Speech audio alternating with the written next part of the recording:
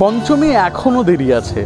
বৃষ্টি রোদ সব কিছুকে উপেক্ষা করে সব কিছুর মাঝে কিন্তু প্যান্ডেল হপিং চলছে।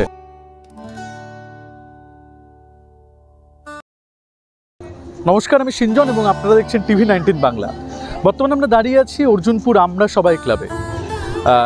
এবছর এনাদের থিম হচ্ছে মুখোমুখি, অর্থাৎ শিল্পীর ভাবনা যে আপনি যখন এই পুজো মণ্ডপে প্রবেশ করবেন আপনি নিজেই নিজের সামনে এসে দাঁড়াবেন, নিজেই নিজের রূপ দেখতে পাবেন। প্রায় এপ্রিল থেকে কাজ শুরু হয়ে গেছে এবং একটু চারিদিকে দেখালে আমি বলবো যে এই যে বাঁশের ব্যবহার বা যে কাজের ব্যবহার দেখতে পাচ্ছেন এইগুলো একটু অন্য রকম। এই যে বাঁশগুলি দেখতে পাচ্ছেন এই বাঁশগুলি মেঘালয়ের বাঁশ, মেঘালয় থেকে আনা, এবং চারিদিকে স্টিলের সাহায্যে যে কাজগুলি করা হয়েছে সেখানে আপনি নিজেই নিজেকে দেখতে পাবেন এবং নিজের বিভিন্ন রূপ আপনার চোখের সামনে উঠে আসবে, এমনটাই ভাবনা শিল্পীর, এবং সেই ভাবনায় ফুটিয়ে তুলেছে অর্জুনপুর আমরা সবাই ক্লাব। পঞ্চমী এখনও দেরি আছে, কিন্তু তার আগে থেকেই এই পুজো মণ্ডপ সহ কলকাতার বিভিন্ন পুজো মণ্ডপ কিন্তু মানুষের ভিড় লেগেই রয়েছে। ঠিক দেখতে পাচ্ছেন বৃষ্টি রোদ সব কিছুকে উপেক্ষা করে সব কিছুর মাঝে কিন্তু প্যান্ডেল হপিং চলছে। একদম আমরা ভেতরে যাওয়ার চেষ্টা করবো এবং দেখার চেষ্টা করবো যে ভেতরের দৃশ্যটা ঠিক কেমন।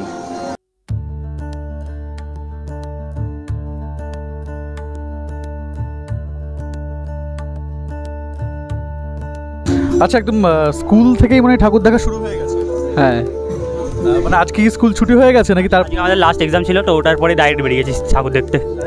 হ্যাঁ, কেমন লাগছে এই মানে রোদ বৃষ্টির উপেক্ষা করে ঠাকুর দেখতে বেরিয়েছে? খুবই ভালো লাগছে, অবভিয়াসলি খুবই ভালো লাগছে। আর তার মধ্যে আজকেও এক্সামটা শেষ হয়েছে, তো প্ল্যান ছিল না এটা, আমরা সাডেনলি বেরিয়েছি, তো খুবই ভালো লাগছে। মানে বৃষ্টি মধ্যে পড়বেই, আমাদের পুরোটা এনজয় করা বেটার করে। বৃষ্টির মধ্যে পড়বে, কিন্তু ঠাকুর দেখা থামলে হবে না। হবে না।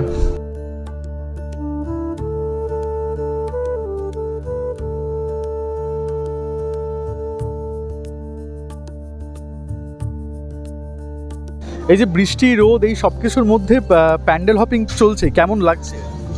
খুব মনে আনন্দ হচ্ছে যে দেখতে পাচ্ছি লাস্ট অফ অল। আমরা ভেবেছিলাম যে হয়তো পুজো দেখাই আমাদের পণ্ড হয়ে যাবে, কিন্তু মানে আমি অনেক দূর থেকে আসছি, আমার বাড়ি ত্রিবেণীতে, হুগলি ডিস্ট্রিক্টের।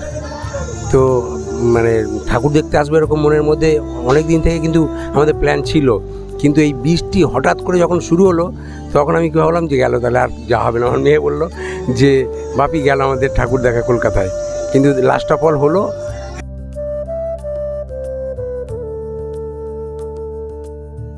ছোট ছোট বিষয়গুলো দেখলে বোঝা যায় যে কতটা দক্ষতার সাথে কাজ করেছেন। একদম এই যে বিষয়গুলি শিল্পকর্মগুলি দেখলে বোঝা যায় যে দীর্ঘদিন ধরে কিন্তু কাজ করেছেন। দিল্লি থেকেই কাজ শুরু হয়ে শিল্পী কিন্তু আগে কখনো কলকাতার পুজো দেখেওনি এবং কলকাতার পুজোয় কাজ করেনি। তিনি মূলত আর্ট মিউজিয়াম বা এইসব জায়গায় কাজ করেছেন। তার কথা অনুযায়ী এই প্রথম তিনি কলকাতায় থিম বেস কাজ করলেন এবং তার অভিজ্ঞতা আমরা জেনে নেবো যে তার কেমন লাগছে। কারণ তার আগে আমি কলকাতার পুজোও দেখিনি, মানে হ্যাঁ যা ওই রিলে বা অন্য জায়গায় আমরা দেখেছি ওই আর কি, কিন্তু আমরা ওইভাবে কোনদিন মানে সচরাচর বা নিজের চোখে আমরা কোনদিন এক্সপিরিয়েন্স করিনি। মানে আমার যে মেইন মানে কনসেপ্ট বিহাইন্ড দ্য ওয়ার্ক যেটা হলো গিয়ে আপনি যদি আসুন, এসে আপনি আপনাকেই খুঁজে পাবেন আমার কাজের মধ্যে, যেহেতু আমার কাজটা একটা রিফ্লেকটিভ সারফেস অফ মানে স্টিল। তো আমার মনে হচ্ছে যে মানে আমি লোকেদেরকে বার্তা ওইটাই দিতে চাই, সেলফ ইন্ট্রোস্পেক্টিভ, ইনার কোয়েস্ট বা নিজেকে খুঁজে পাওয়া। দেখুন এখানে মাঠে নেমেছিলাম এপ্রিলের 30 তারিখে খুঁটি পুজো ছিল।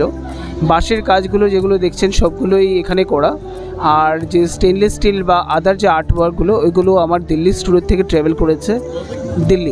আমি দিল্লি বেস আর্টিস্ট, তো আমার দিল্লি থেকে এসছে এবং মানে এই দুর্গাপুজোর পুরো উৎসবটা হয়ে যাওয়ার পর এগুলো আবার আমার স্টুডিওতে রিটার্ন চলে যাবে।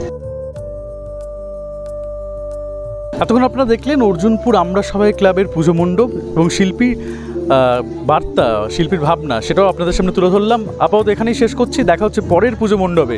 ক্যামেরা শিবমের সাথে আমি সিঞ্জন, TV19 বাংলা।